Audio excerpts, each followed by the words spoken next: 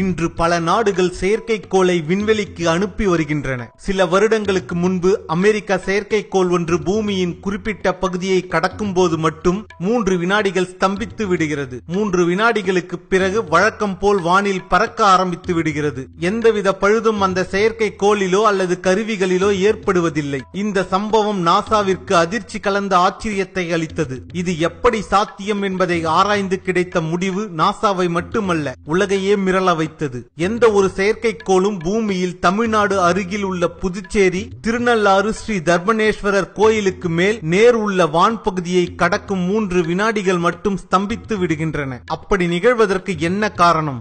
ஒவ்வொரு நாளும் ஒவ்வொரு வினாடியும் கண்ணுக்கு தெரியாத கருநீல கதிர்கள் அந்த கோவிலின் மீது விழுந்து கொண்டே இருக்கிறது. 2.5 வருடங்களுக்கு ஒருமுறை நடக்கும் சனி பெயர்ச்சியின் போது இந்த கருநீல கதிர்களின் அடர்த்தி மிகவும் அதிகமாக இருக்கும். விண்வெளியில் சுற்றி கொண்டிருக்கும் செயற்கைக்கோள்கள் இந்த கருநீல கதிர்கள் பாயும் பகுதிக்குள் நுழையும் போது ஸ்தம்பித்து விடுகின்றன.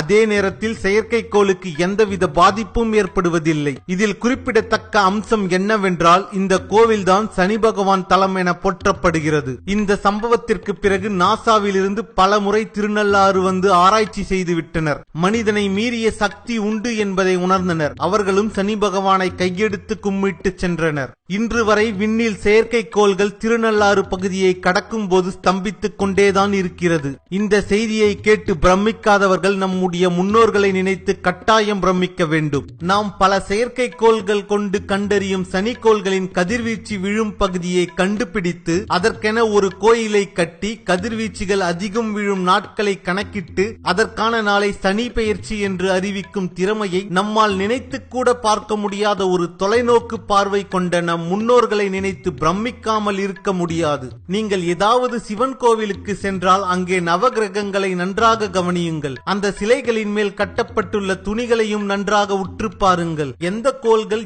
எந்த நிறத்தில் இருக்கும் என்பதை கணக்கிட்டு நம் முன்னோர்கள் கட்டி வைத்திருக்கும் அந்த துணிகளில் கண்டறியுங்கள். பிரமித்து போவீர்கள். பெரியோர்களின் அறிவாற்றலை நினைத்து இந்த அறிவியலின் அதிசயத்தை அனைத்து தலைமுறையும் அறிய வேண்டும். அதற்காக அவர்கள் நம்மை பின்பற்ற வைத்ததுதான் கடவுள் மார்க்கம்.